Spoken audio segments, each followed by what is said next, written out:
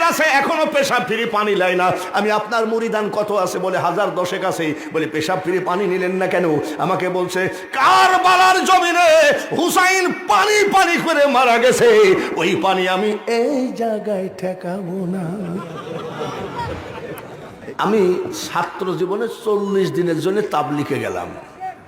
তো তাবলিগে যাই দেখি যখন ইমাম সাহেব সালাম ফিরাইয়ে ফেলে, সালাম ফিরানোর পরে আমির সাহেব উঠে লাফ দিয়ে উঠে বলে, ভাই বাকি নামাজ আনতে কিছু দিনের আলোচনা হবে, একটু বসেন, বসলে বহুত বহুত।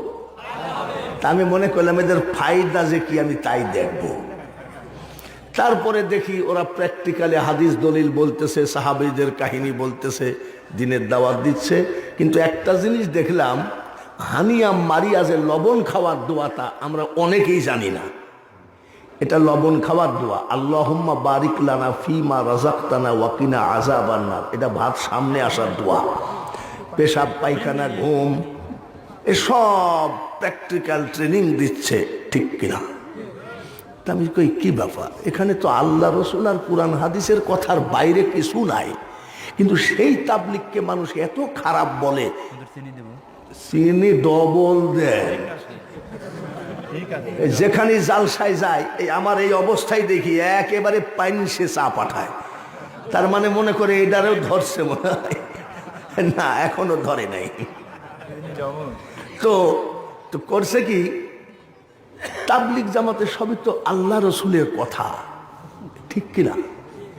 আমি বাঙালি হুজুর জালসা দিনের দাওয়াত দিতে আসছি, আমাকে যদি 500 টাকা কম দেন আগামী বছর আর ডেট হবে না।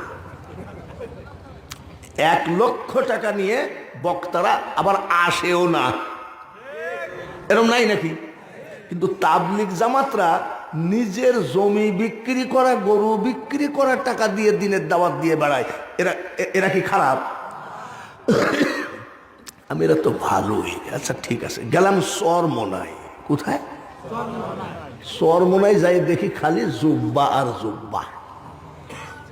আমি দেখি তো এখানে কি হয়, পীর সাহেব ওয়াজ করতেছে, এ বাবা আপনাকে যখন কবরে শোয়ানো হবে 40 কদম হেঁটে মুসল্লিরা চলে যাবে, একটা সাপ এসে সবল মারবে, 70 গজ নিচে মাটির নিচে চলে যাবেন। আর একটা সাপ এসে সবল মারলে 40 গজ মাটির নিচের থেকে চলে আসবেন। কবরের চিন্তা করেন বাবা, কবরের ভয় করেন। কবরের ভয় দেখাতে দেখাতে কয় জিকির করেন সুবহানাল্লাহ সুবহানাল্লাহ। এটা হলো সর্বনাশ জিকির। দেখেন সর্বনাশ যেখানে আছে দেখবেন সুবহানাল্লাহ সুবহানাল্লাহ, আলহামদুলিল্লাহ আলহামদুলিল্লাহ, আছে না? তাহলে এখানে তো সবই আল্লাহ রসুলের ব্যাপার, তাহলে এদের বিরুদ্ধে বলে কেন? তাবলিগও তো আল্লাহ রসুলেরই ব্যাপার, ঠিক কিনা? তা আমাদের মধ্যে এত দলাদলি কেন? গেলাম 8 রশি।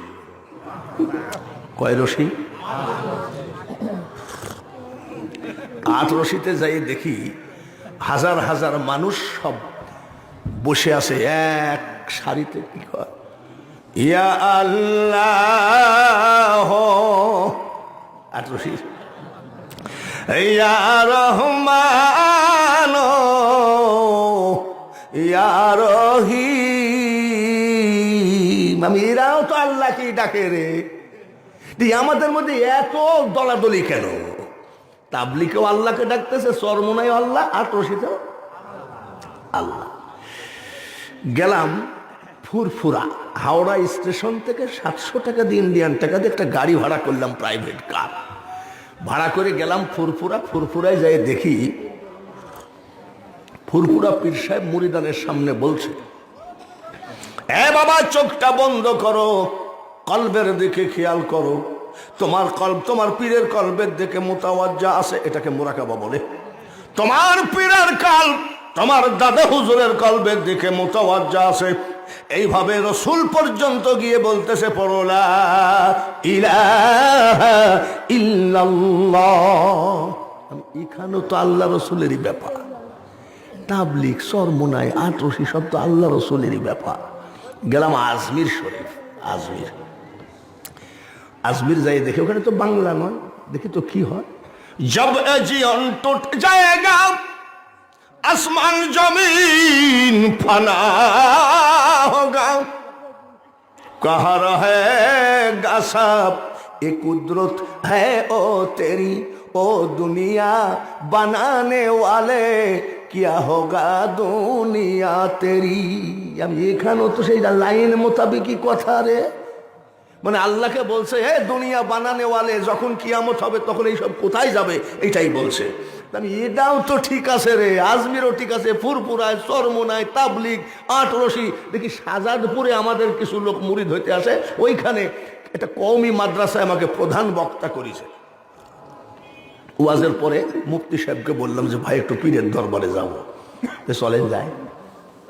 পীরের দরবারে ঢুকলাম তো জিকির করতেছে সব গোল হয়ে বসে, চন্দ্র সূর্য গ্রহ তারা আল্লাহর জিকির করে তারা, মানুষ হইয়া তোমরা কেন আল্লাহ আল্লাহ করো না। আমি এখানেও তো আল্লাহ, আমাদের মধ্যে এত ঝামেলা কেন? আমি এই টেনশন আমার চাই না। গেলাম চিটাগাং মাইজ ভান্ডার, মাইজ ভান্ডারে যাই দেখি এক পাগল বসে বসে গান গায়, কোন সাধনে পাবো খোদারে এ ভান্ডারি ধন রে, কোন সাধনে পাবো খোদারে। আমি এও তো খোদাকে খুঁজতেছে, ঘটনা কি? সব ঘুরে এসে গেলাম লালন সার মাজারে। আমার বাড়ির থেকে 5 মিনিট হাইটে গেলেই পাওয়া যায়। দেখি তো কি হচ্ছে, দেখি এক বাবাজির মুস 25-26 বছর মুস কাটেনি, মুসগুলো হলুদ হয়ে গেছে। হলুদ হয়েছে কি জন্যে?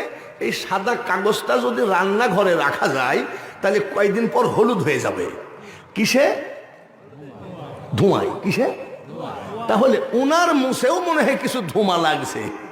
এটা কি চুলার ধোঁয়া তা আমি বলতে পারবো না। তো হলুদ হলে হবে কি? দেখি তো লোকটা কয় কি, দেখি তো।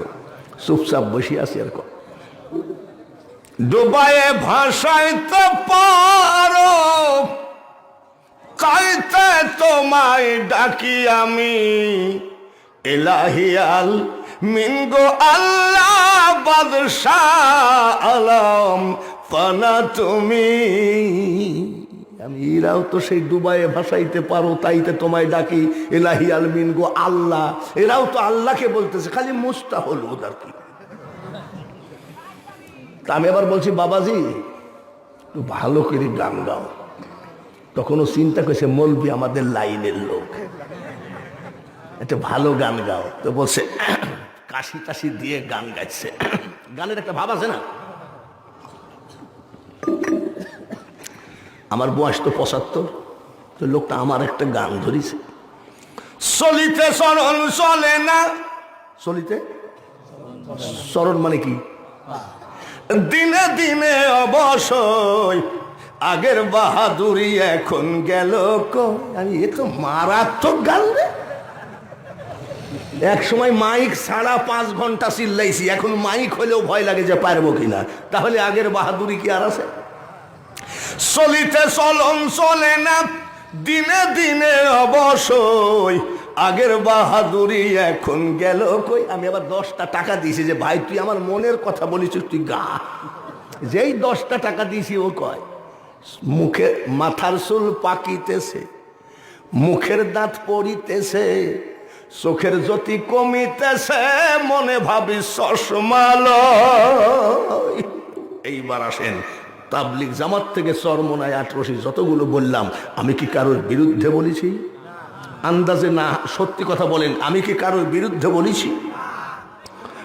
বাবাজি আমি কারোর বিরুদ্ধে বলি নাই। আর বিরুদ্ধে বলা আমি জানি না, আর বিরুদ্ধে বলা বক্তা আছে কিনা আপনারাই ভালো জানেন। আমি একটা কথা বলতে চাই, মাইজ ভান্ডার যাও, 18 যাও, চরমোনায় যাও, ফুরফুরায় যাও, যেখানেই যাও না কেন মন গড়া ভাবে ইবাদত করলে ওই ইবাদত আল্লাহর দরবারে পুজবে না। পীরের দরবারে মুরিদ হয়ে কয়, পীরের দরবারে মুরিদ হও, আমি তাও নিষেধ করছি না।